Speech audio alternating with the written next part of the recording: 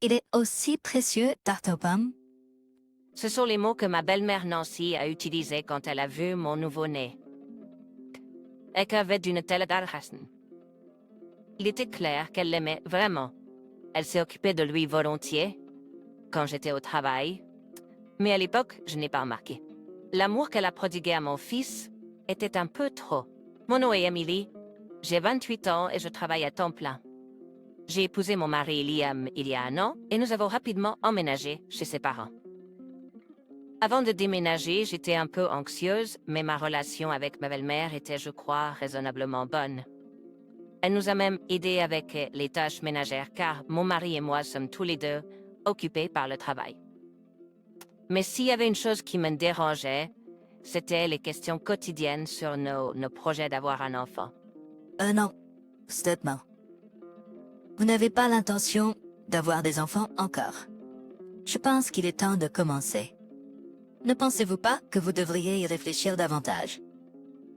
Jour après jour, le sujet des enfants revenait.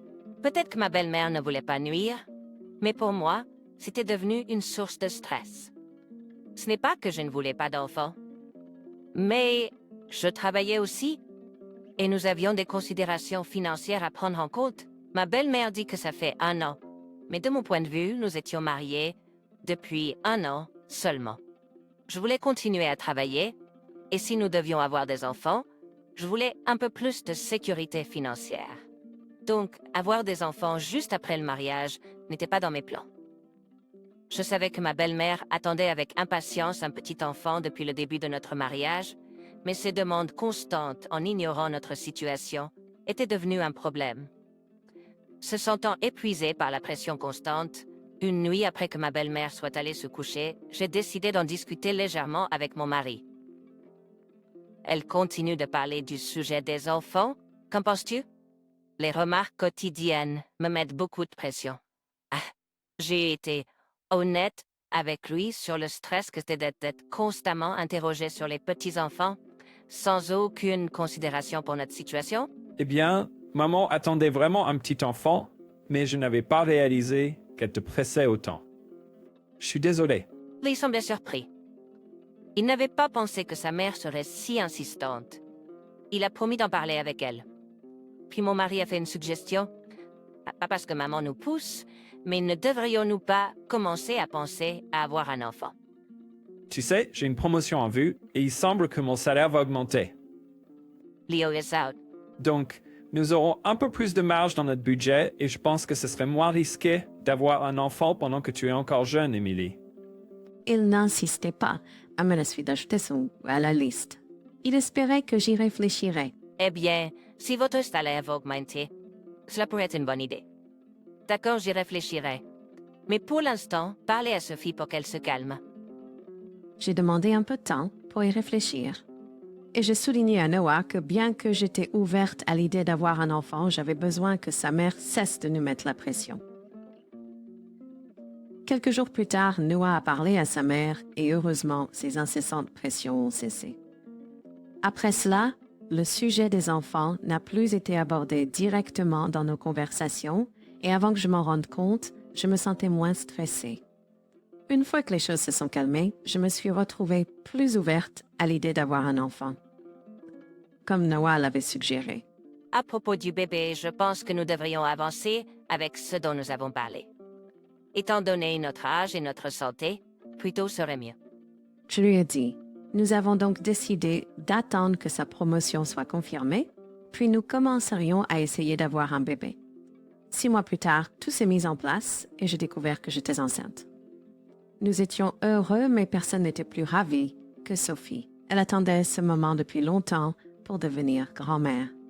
Chaque jour, elle était impatiente, toujours en train de me surveiller, ce qui était très touchant. Bien que je n'appréciais pas qu'elle nous presse, je savais que c'était parce qu'elle voulait tellement un petit enfant. Petit à petit, j'ai pu interagir avec elle de manière plus détendue. Quelques mois plus tard, le jour de mon accouchement est arrivé. Malgré mes nombreuses peurs et inquiétudes, avec le soutien de mon mari et de Sophie, j'ai réussi à donner naissance à un petit garçon en bonne santé. Nous l'avons appelé Nick. La joie que j'ai ressentie en tenant notre petit-fils était incommensurable. Après l'accouchement, j'ai pris un congé parental et j'ai consacré mon temps à m'occuper de notre nouveau-né.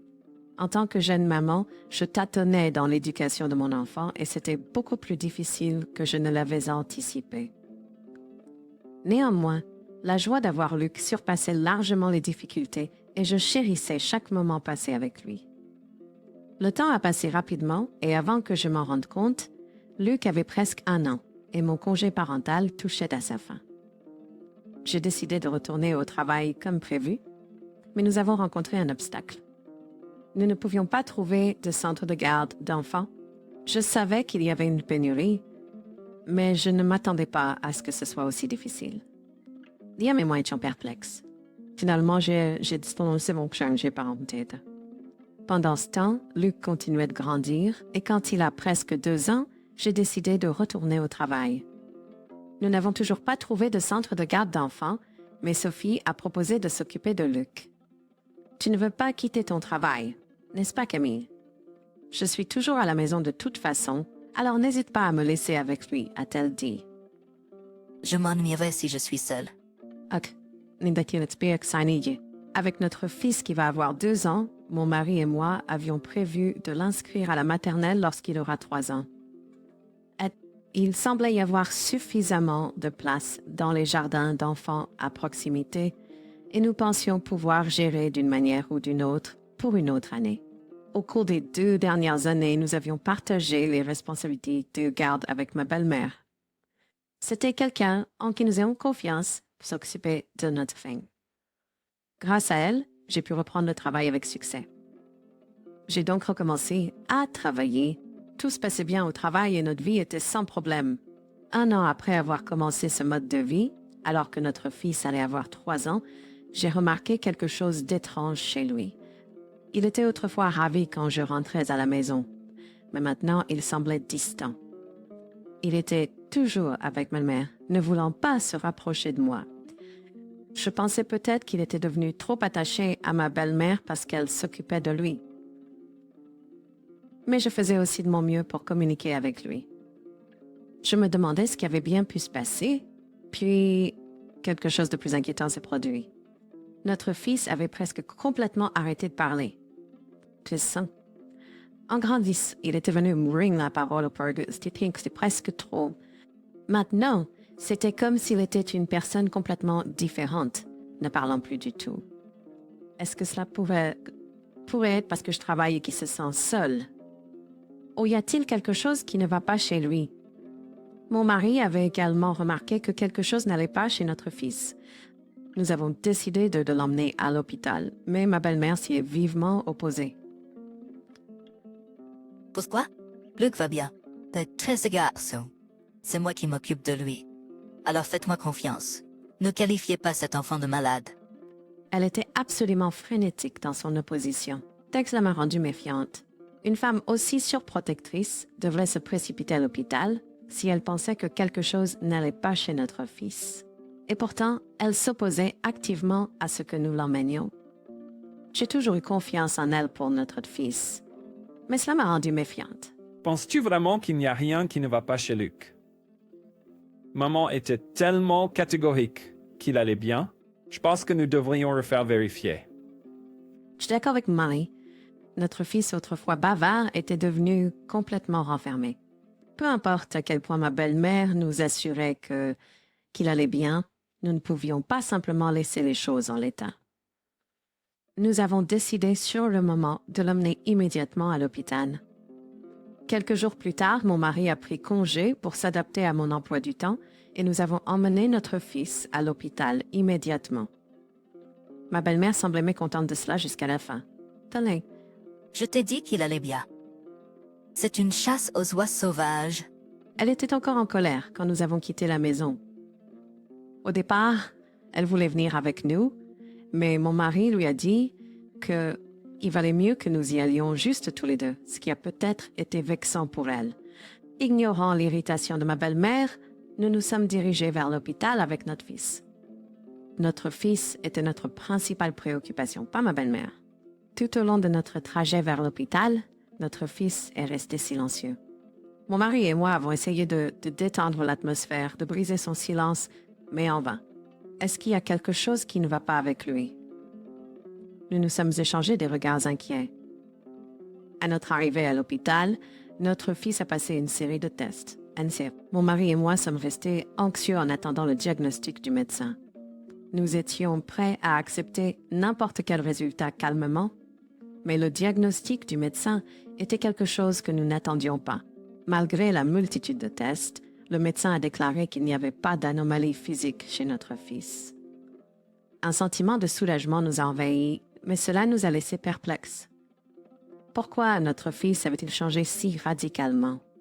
À nos questions, le médecin a suggéré que ça pourrait être quelque chose de psychologique. Que veut-il dire par psychologique? Sur le chemin du retour de l'hôpital, mon mari et moi avons discuté de diverses possibilités. Pourtant, nous sommes rentrés à la maison sans réponse claire. Dès que nous sommes entrés dans la maison, ma belle-mère, comme si elle nous attendait, nous a demandé des nouvelles des résultats des tests. Quand nous lui avons dit qu'il n'y avait pas de problème physique, elle a répondu triomphalement « Tu vois, je te l'avais bien dit ». Nous avons délibérément gardé le silence sur l'aspect psychologique, sachant qu'elle risquait de faire des histoires à ce sujet. Depuis lors, mon mari et moi avons prêté plus d'attention à notre fils que jamais auparavant. J'ai pris l'habitude de rentrer du travail le plus tôt possible pour passer plus de temps avec lui.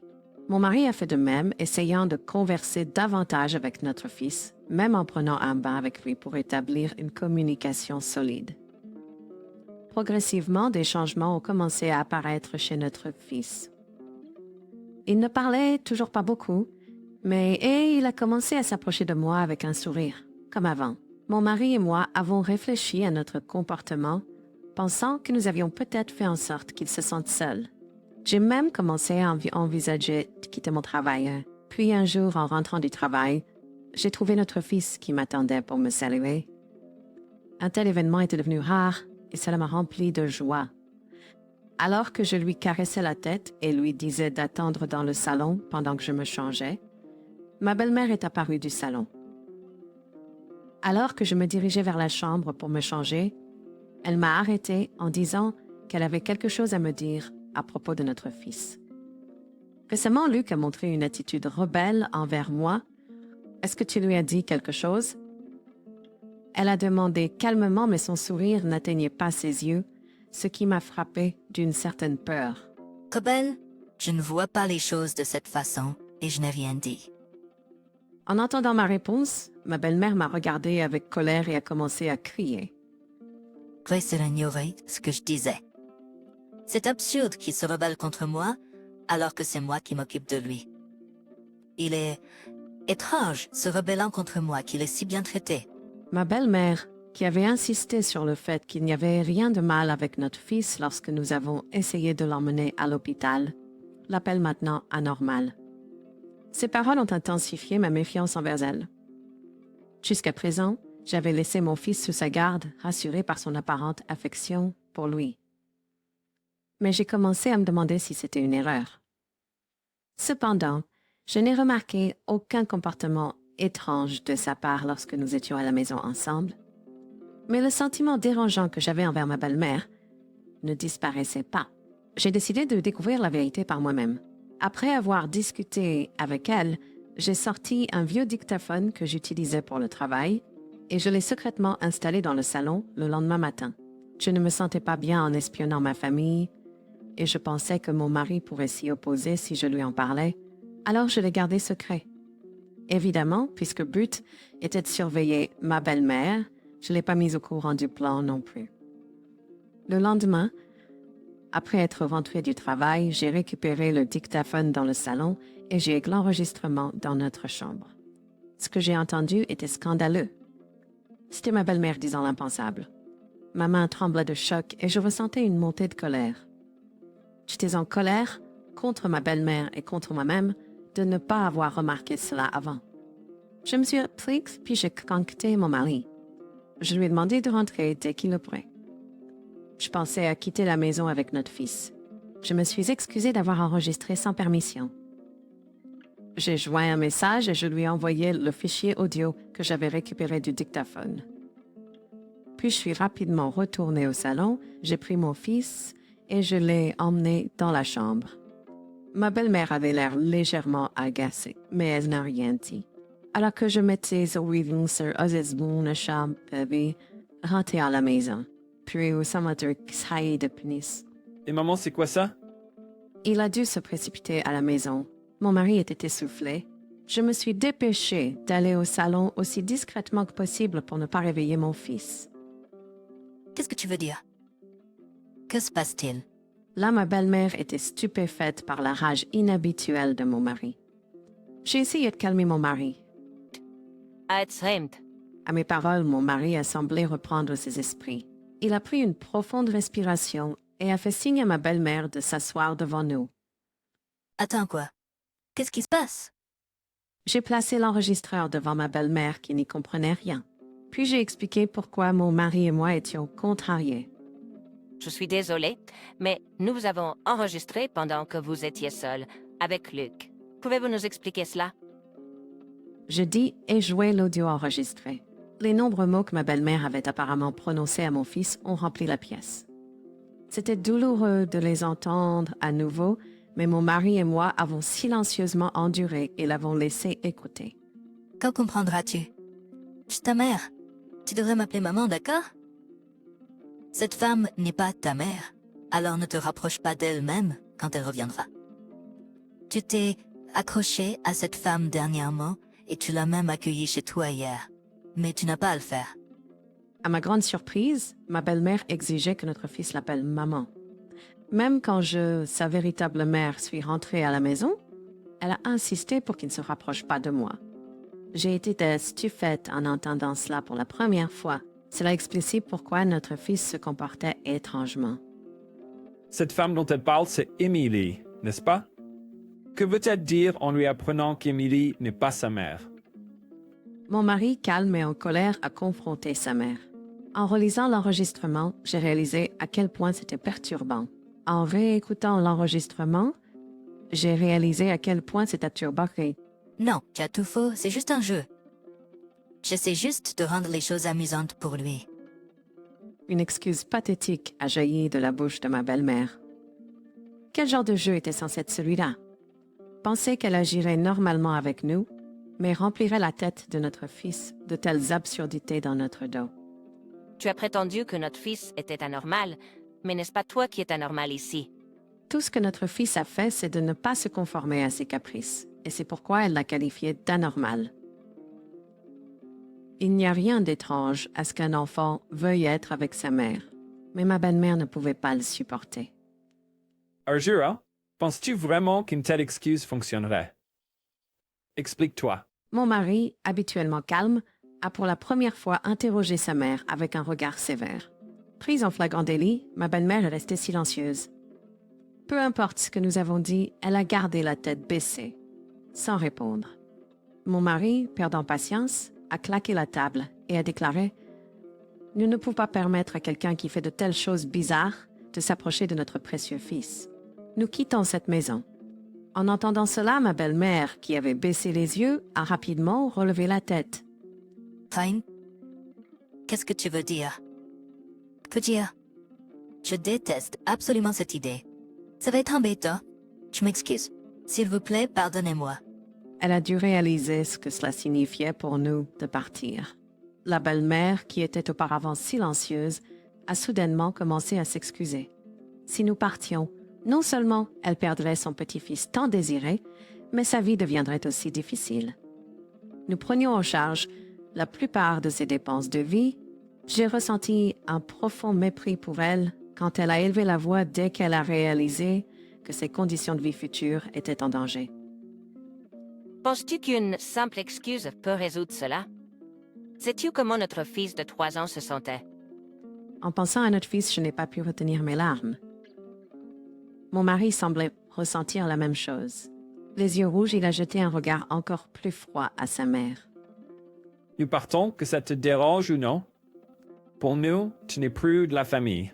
Avec cela, il a pris ma main et nous nous sommes dirigés vers notre chambre. Nous avons commencé à faire nos valises, avons pris notre fils endormi et avons quitté la maison. Au moment où nous sommes partis, Mon mari s'est excusé auprès de moi pour le comportement de sa mère. Mais je n'ai pas pu me résoudre à la blâmer seule. Nous sommes aussi responsables de ne pas l'avoir remarqué plus tôt et de l'avoir laissé avec elle. En entendant cela, mon mari a murmuré en accord. Mais couper les liens avec ma belle-mère était la décision que mon mari et moi avons prise. Il était indéniable que notre situation actuelle avait un impact négatif sur notre fils. C'est pourquoi nous, en tant que parents, devons l'améliorer. Alors que nous discutions de cela, nous avons ailé un taxi et nous sommes dirigés vers mes parents. Je les avais contactés avant de confronter ma belle-mère. Donc mon père et ma mère nous ont chaleureusement accueillis. Là-bas, mon mari s'est excusé auprès de notre fils à propos de sa grand-mère et a patiemment écouté son histoire. Cependant, prévu, notre fils ne pèque. Il doit être blessé au fond de lui. Donnons-lui du temps jusqu'à ce qu'il soit prêt à parler. Nous avons décidé de prioriser le maintien de son calme pour le moment, tout en envisageant une thérapie pour lui. Luc, je suis désolée. Désormais, ce ne sera que nous trois, maman, papa et toi. Tu n'as plus à t'inquiéter de rien. Mon mari a doucement tapoté la tête de notre fils en disant cela. Puis d'une voix faible, notre fils a dit « Je n'aime pas grand-mère ». Luc, peux-tu parler? Surpris, j'ai élevé la voix. Mon mari et moi, retenant nos larmes, avons attendu que notre fils en dise plus. Une fois que nous lui avons dit qu'il ne vivrait plus avec sa grand-mère, il a lentement commencé à tout partager. La peur de sa colère s'il ne la traitait pas comme sa mère, qui l'empêchait de dire un mot. On m'a dit que j'étais un démon méchant et qu'il devait rester loin de moi. Et la confusion qu'il ressentait, car il aimait à la fois moi et son père et ne savait pas quoi faire. Dans ses propres mots hésitants, il a parlé lentement. J'ai profondément regretté d'avoir fait confiance à ma belle-mère et de m'être concentrée uniquement sur mon travail. Mon mari et moi avons continué à nous excuser auprès de notre fils, en lui disant que désormais nous serions juste nous trois, toujours ensemble. Nous avons fait de notre mieux pour lui faire comprendre à quel point nous l'aimions tous les deux. Depuis lors, jusqu'à ce que nous trouvions notre prochain foyer, nous avons vécu chez mes parents. Grâce à l'absence de ma belle-mère, notre fils a commencé à retrouver son joyeux lui, même en parlant normalement avec moi à nouveau. Chaque jour, je suis sincèrement heureuse de voir son sourire revenir. Mon mari reçoit des messages quotidiens de sa mère, le suppliant de rentrer à la maison, mais il ne répond jamais. J'ai utilisé une fonction de blocage pour éviter de recevoir des messages d'elle. L'autre jour, mon mari est allé seul chez ses parents pour récupérer nos affaires.